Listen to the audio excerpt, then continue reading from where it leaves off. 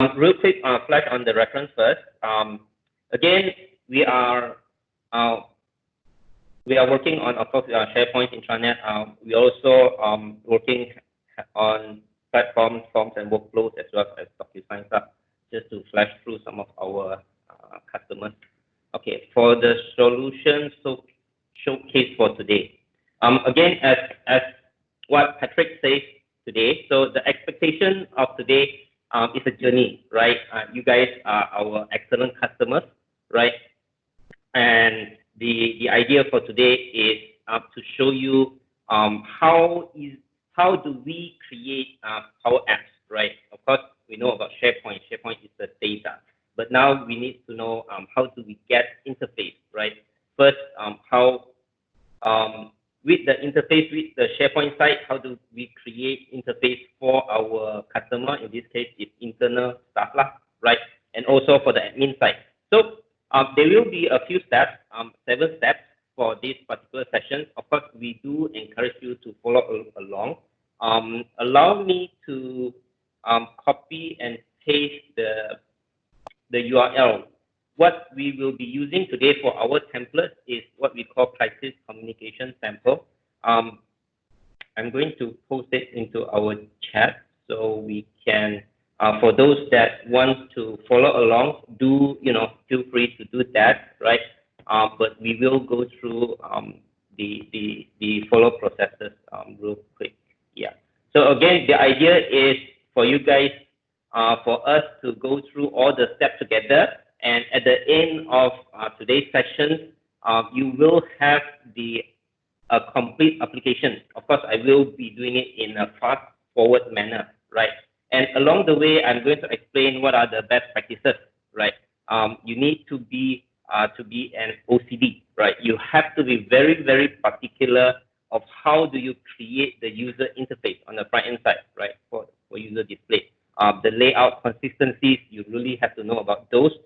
Canvas screen size, usage, you need to know your area when you create the screen, how well you want to leverage on spacing, right? This is more towards that user experiences and information. So as I go through the demo, I will go through some of these topics. So again, first, 1 to 7, I will go through each step and do follow along, right?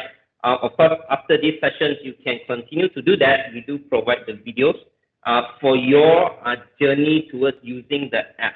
Okay, right, let's start. First thing, create a location and store the application. So all of this is created, right? I recorded it first so that I will not have a lot of interruptions. So for the first step, you need to create a site, right? Of course, if you already have a site, you can straight away use it. But if you don't have a site, easiest way is for you to create it. Of course, if you are the admin, you do able to create this site. Again, in this case, I'm using a theme site, right? Fill in all the information, create it, and then for the privacy setting, I'm using public site. Reason being is I want everybody in my company to be able to access for this app, right? And once you click finish, that's it. Behind the scene, the system create a site for you, and it is ready for you to add the next step, right? The next step is to create the database. So first thing, we need to create the site, which we have done that, right? Next thing, we need to create the backend database. And again, we are using custom list, right? So again, from there, very easy. First, you go to the crisis communication website. Allow me to pause real quick and let it finish first, finish loading that page. Okay, good. Let me pause really quick here, right? So we are using a template. Of course, on a day-to-day applications, you do have your own application, right? So if you were to have your own applications, you want to create your own apps, you would do the same. First, you need to create a location, a site for it, right? And the next, you need to create the backend database or your custom list. In this case, this template allows us to auto-populate the template using Flow. That's why first you will have to go into that site first, right? as you scroll down, it tells you step by step how you want to do it, right? It's exactly the same thing as what I'm doing right now, lah. So first, you need to download the script. So what it does is that it automatically creates all the backend custom list, right? In this case, I go into Microsoft site, and then it downloads the file for me. And then the next, I would, of course, extract it, right? And then after that, I have all the scripts for me. Again, this script is to help me to automatically create all my lists. In your case, if you have your own app you want to create, you will have to create your list manually, which we are not covering it for today, lah. Yeah. So again, see, as you can see here, first, after I download from Microsoft template, I have to go into my flow. Again, flow is Power Automate, right? It's Power Automate, and what flow does is automate a lot of processes for me. In this case, my first step is I need to create my database. So I'm using Flow to do that for me, right? So I download the script from Microsoft, from the template, and right now I am unpacking the flow for me, and then I need to run it. So these are the steps. If you were to do it later on using Crisis Communications app, you would do exactly like what I'm doing, right? Yeah, straightforward. So again, as you can see here, it has a lot of criteria, what you need to do for your flow, and then you need to deploy it, you need to name your app, and then if there are any connections, you need to replace it with your connections, because all the permission is standardized in your O365. You have to make sure you have the right authentication. If not, you can't move to the next step. Yeah. So permission and security is something that Microsoft really take care of. So once I uploaded it and now I install it, the next thing is I need to configure the script so that the script can help me to create the database automatically. Now the good thing about script is that you can reuse these scripts for other sites, right? If you want to create a similar custom list, you can do it automatically. That's how great it is. So first thing the script needs to ask me is, where do I want to create the database? And here I will have to go back to the site that I created, paste it out in one of the columns, and the rest is magic, right? You save it, you run it. Yeah. I'm going to fast forward a little bit. So see, when you run it, it will ask again for your permission, and then it will just run it. So yeah, and it will do its own magic. Then once it's completed, when you go back to your SharePoint site, right, and then if you go to the backend structure, which is site content, you will be able to see all these newly created custom lists. Wonderful. Excellent. So in the case where you are not using this template, you want to create your own, you will have to create the custom list by yourself, right? And that one takes time. Okay, now we already have the location, we have the backend database. Next is the front-end user, right? How the user is going to see or to interact with this particular app. Now again, the template provides us with the whole database. So we need to export the whole screen into our solution. And this is what we are doing now. So to do that, again, for the UI side is Power Apps, right? Power Apps create the interface for us. So the same thing, we have already a ready solution. We are going to import the ready solution from the template. And to do that, let me pause real quick. Okay, the first thing is you need to go to your Power Apps site, right? Either you can type make.powerapps.com, or on your left-hand side, once you click it, you will have a drop-down for you to go into Power Apps. Same thing, you would import the ready-made solution. Very, very easy. You upload. Again, I have downloaded earlier from the Microsoft site, and that in this case is a communication crisis, right? And then I would import it. So a few things you really need to pay attention to, right? It's exactly the same like if you were to import your flow. So you will have a list of resources that you have to connect. For those of you that first started, everything will be blank here. So you need to click into it and then make sure you connect the right permission structure into your apps. So this is what I'm doing. I'm going to fast forward it. Again, you can see there's a long listing that you have to do, right? And then once you complete it, that's where the magic starts. You just click next. And then at this point of time, it is creating the user interface for you, right? Directly into your tenant. So you have the database already, which is excellent. Now you are creating the user side, how the user is going to interact into your database. Just click on allow, and then it will create this magic for you. I'm going to fast forward because yeah, it's very boring. Now this is Power App interface. So example, this is the ready-made template, right? So the next step here is very, very critical because it is a template. So that means the connections that currently is inside is connected with the template database. So you need to change that. So this is what I'm doing, right? I'm deleting all the existing connections, right? Here you have the user interface is connecting to the template database. I don't want that. So I'm deleting all those connections, and I'm going to add it. I'm going to replace it with the database that I created earlier, right? And this is how you would do it. Again, all of this is actually tabulated step by step in that Microsoft doc, right?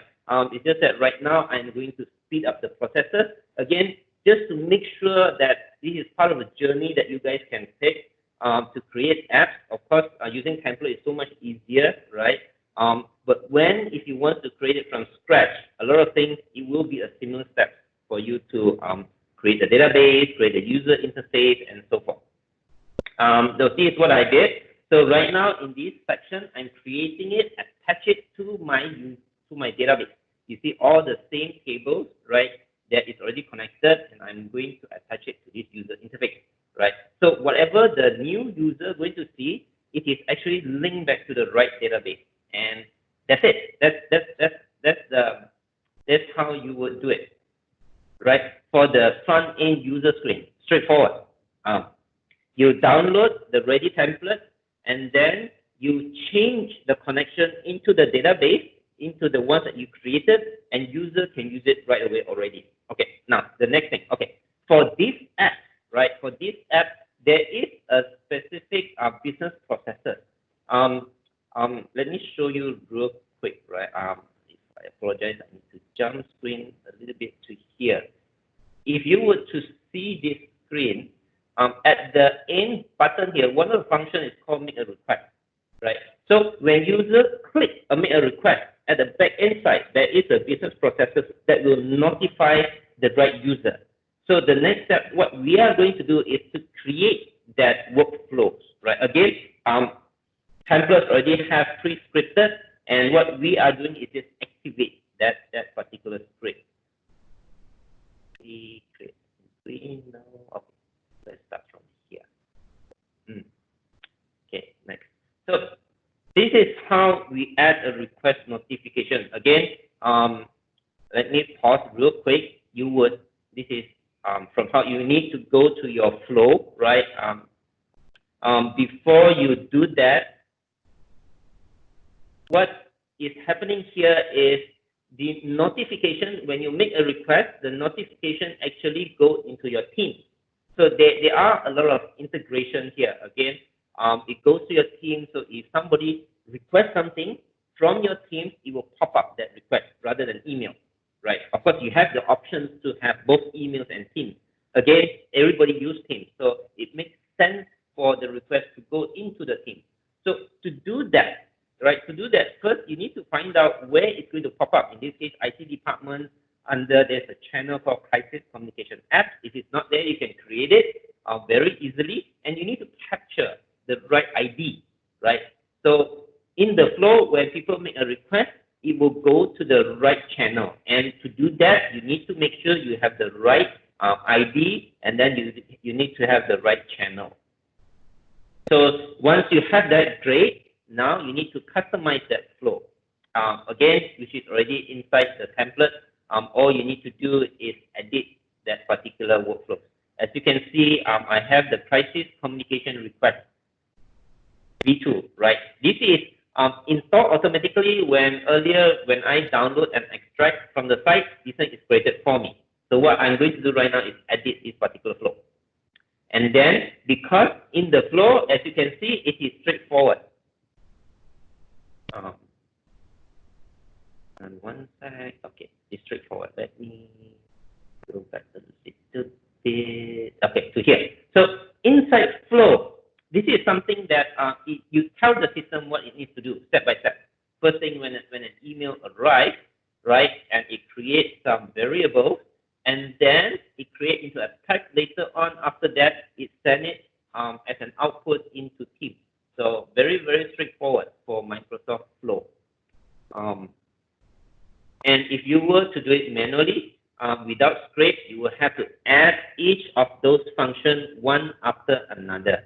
So coding, yes, you do need to code, right? But the template is already there. The images is already there. You need to feed in. You need to feed the logic what it needs to do.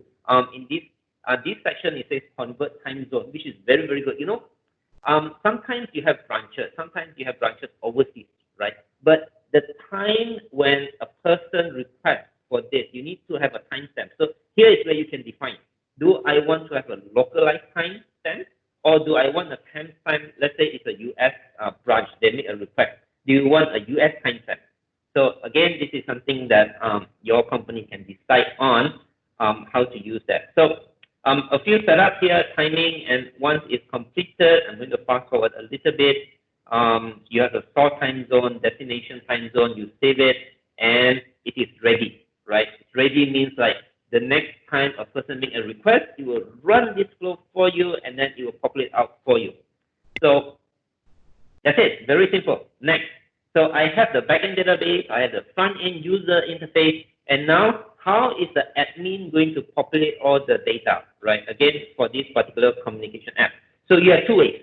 One, you need the admin screen, and the next you can go into SharePoint and edit directly inside the database. But here I'm going to show you guys how to create the admin screen. Again, it's based on template.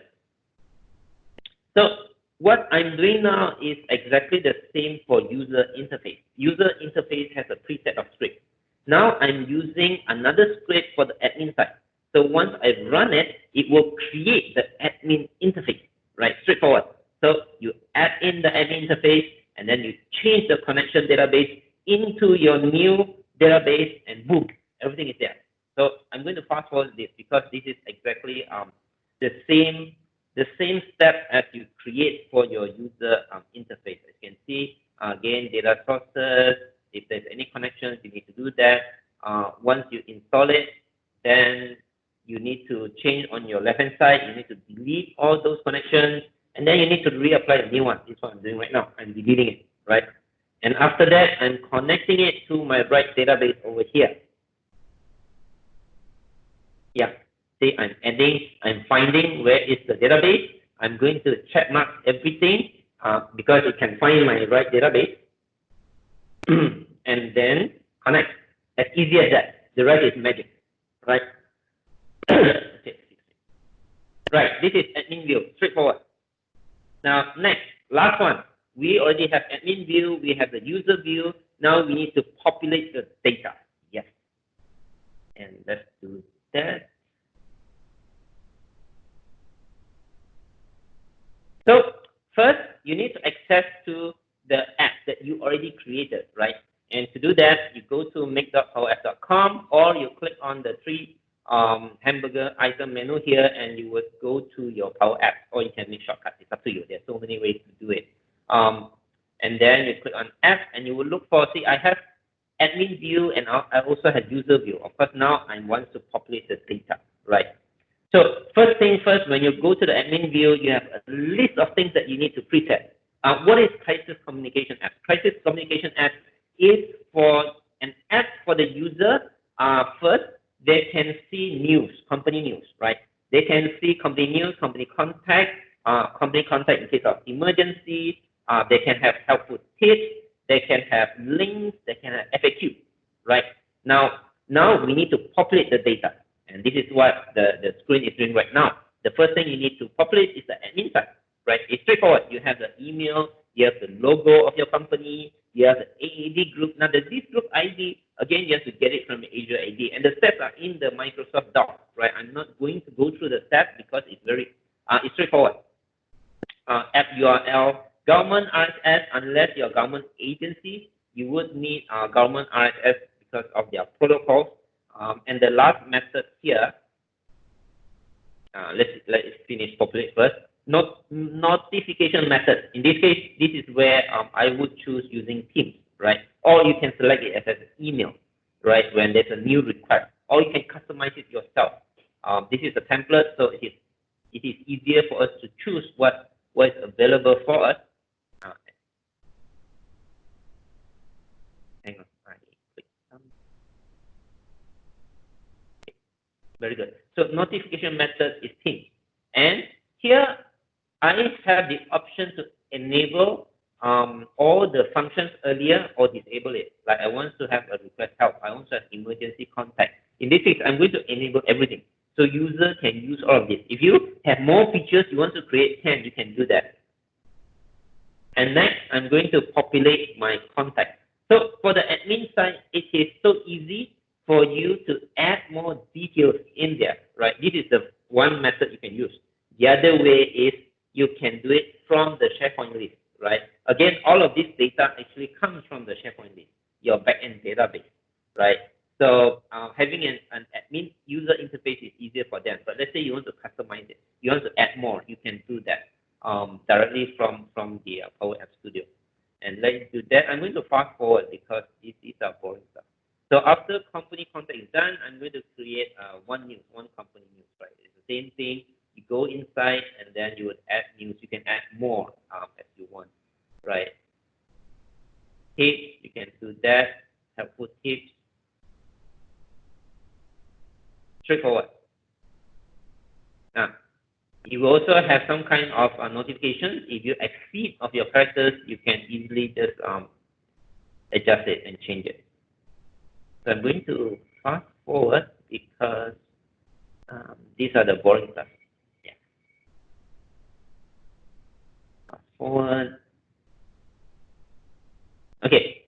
So earlier just now, first you need to set up the admin. So Power Apps allows you to create the admin dashboard. It's really, really, really great, right? Of course, you don't need to do this because you can also edit it from SharePoint side, which works as well. So after that, you have to populate all the data, which is straightforward. Let me get up from this screen.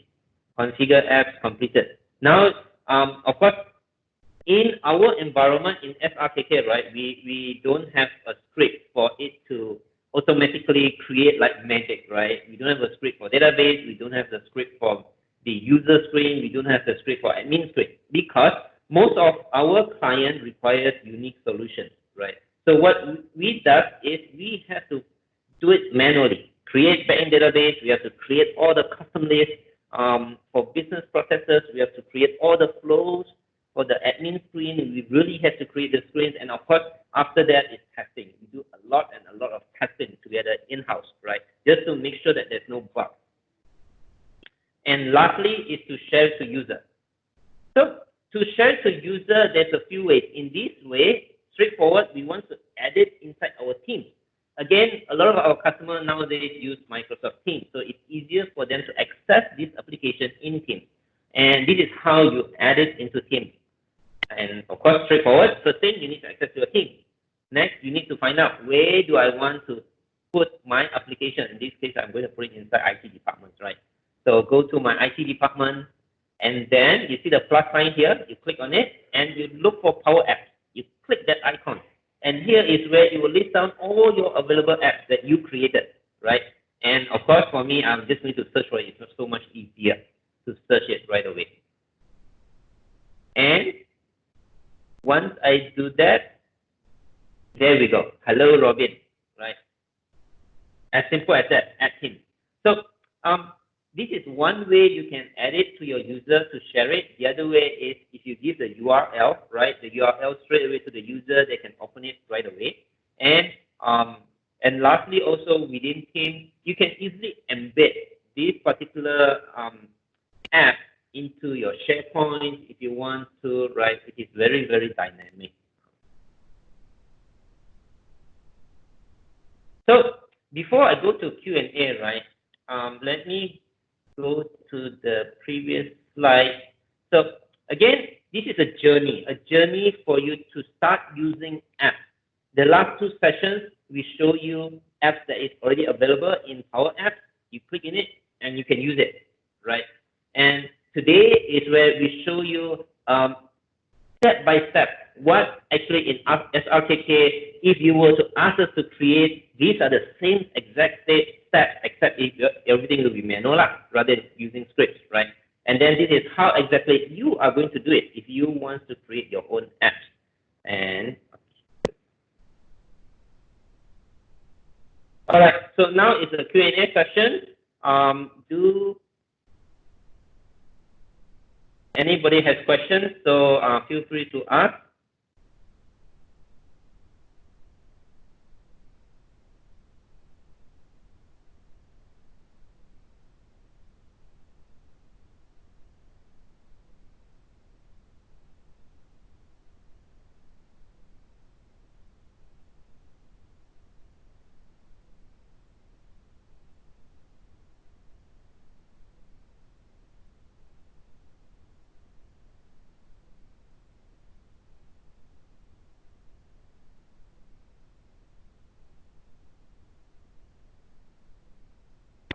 I'm going to post two questions out that I think it is useful.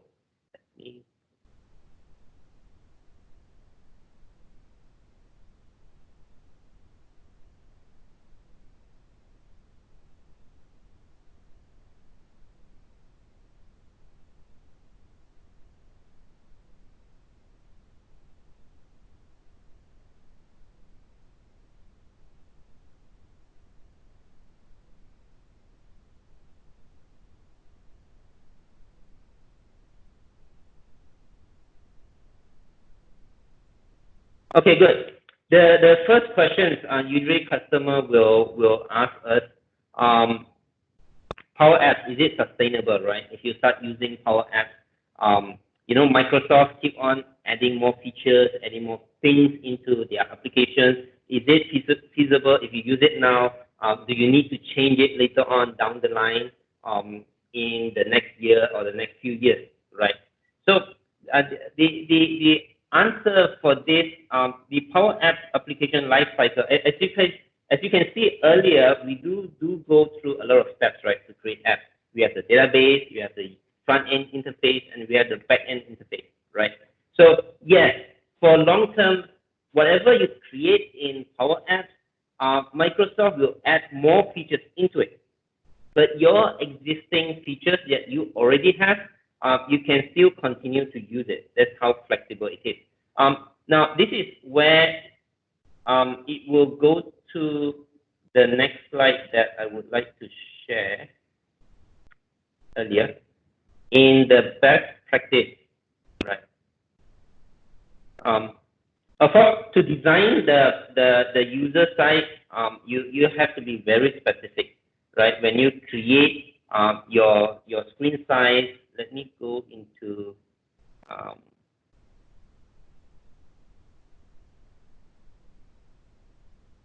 Power Apps. Again, to go into the Power Apps Studio, either you go to the URL, which is straightforward, or from the menu in the left-hand side, you can select Power Apps. It will go to the same screen, right? And then what we have learned earlier, we have created a user-side apps, and all the source code is in your particular tenant, which you can edit if you want to. Now, there are a few good practices when creating the Power Apps. Of course, one being that as you create the screen for your interface, all the screen must be relevant, right? If you can see on the left-hand side,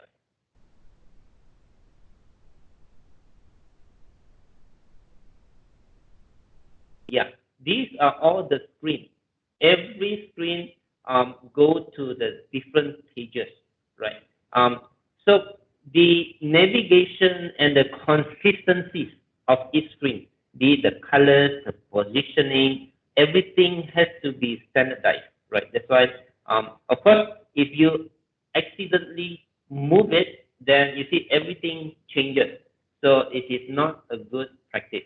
And that's why normally you would make sure your positioning, your X and Y must be really, really fixed, right? That is one thing.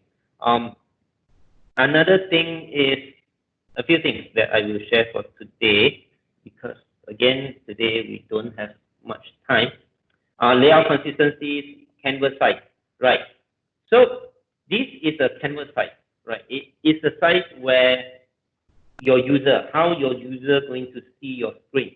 So how are you going to leverage your screen? Do you want to add a lot of information into one screen, or do you want to have a better user experience? In this case, maybe you don't want too many information cluttered in the same screen, right? This is where like you need to scroll down, right? Do you want everybody to have a one screen, you fit everything, or do you want to expand it? So it's up to you. Power Apps is very, very flexible, right? I can easily move all the icons differently, right? Or I can add more. So further down, so users can scroll it down. Again, consistency and how you want to maximize the screen of your application. Very, very important. Next thing is what we call delegation function. So a lot of our clients will be asking us. So let me go to the app first, right? I already installed it in my team. So if I were to go to my team, and then again, I put it in my crisis communication channel. You can put it anywhere you want, right?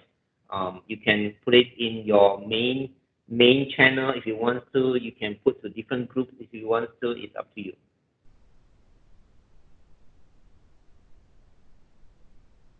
So earlier we have populated the data, example like the company news. So for the user side, they would see all the news that is available, that is out there.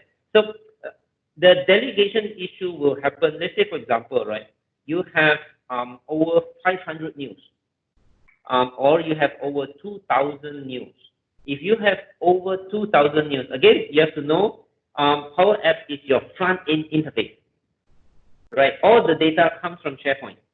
SharePoint, you could have like thousands and thousands and thousands. But from your Power Apps, for the connection to SharePoint, there is a limit of 2,000 items.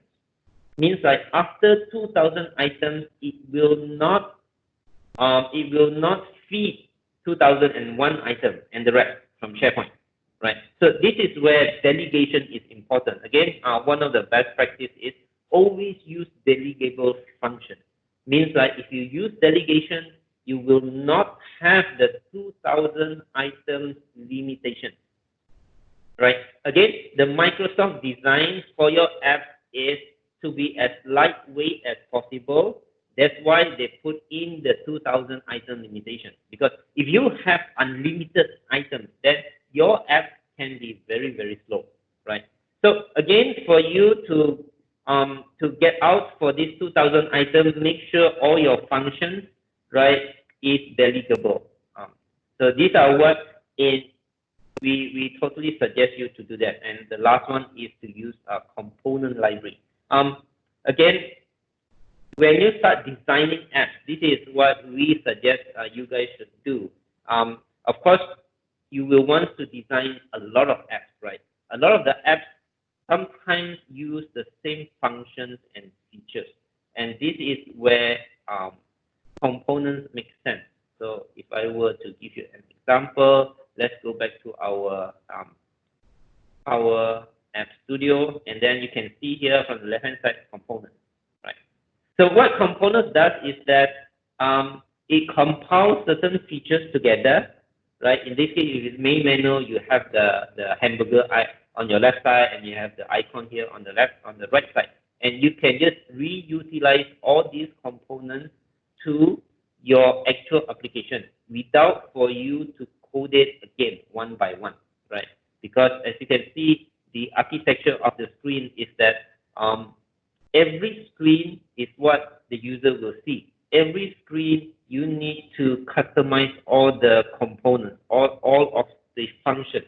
So if you can, what we suggest is group together the components that you can reuse, and then you can easily just replicate it. As you can see the header here, replicate it, right? Yeah. So this is another suggestion that we can ask you guys to do to create your app, to make sure your app is straightforward and then much easier to use. Okay, so these are a few tips. So I hope you guys can start on your journey to Power Apps. And of course, definitely, we are here at RKK is here. We can work together with you. We can empower you with the right skills to create all of this. And of course, we can definitely do it for you as well. So yeah, so let me pass back to Patrick.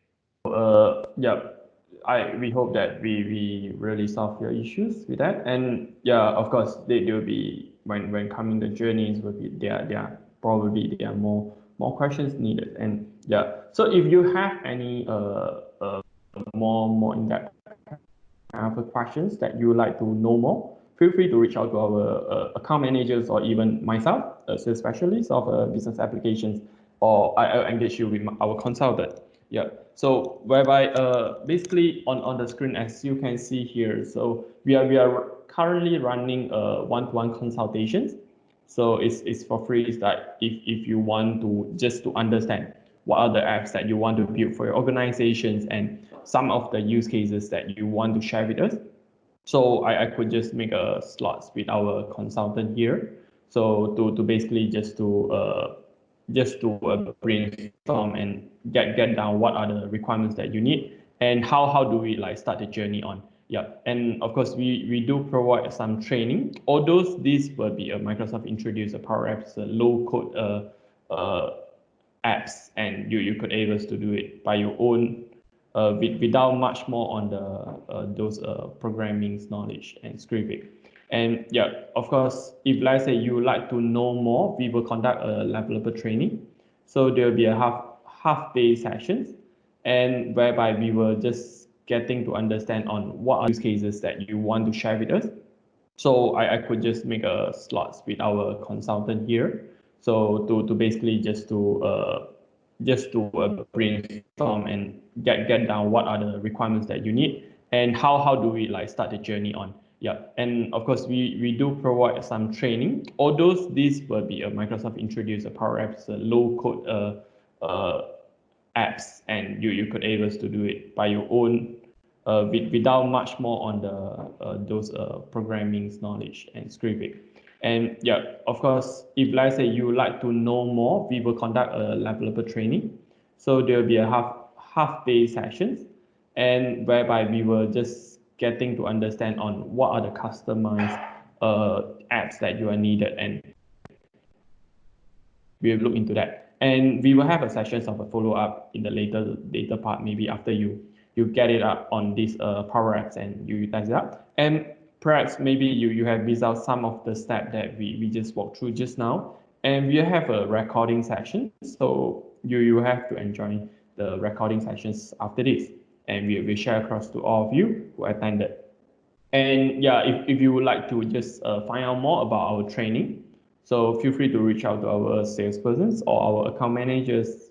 Yeah, so that will be a charges of a 3,500 for 2 to 3 packs. So it's mainly on the developer if you want to become a Power Apps developer. And here's the trainings that you could able to take on. Yeah. So here is basically our contacts here, and we are basically all our webinar recording will be uploaded into our YouTube channels. And please follow our Facebook and LinkedIn as well. We update the more info and also more insightful articles to you. Yep. So if you have more questions, feel free to contact our sales specialist. So myself in for KL or Klang Valley, or you can reach out to our AM in Johor, Shah. So yeah, feel free to contact us. So I think that's about today's session. So thank you so much for all your attendance. So yeah, so look forward to see y'all in the next webinar.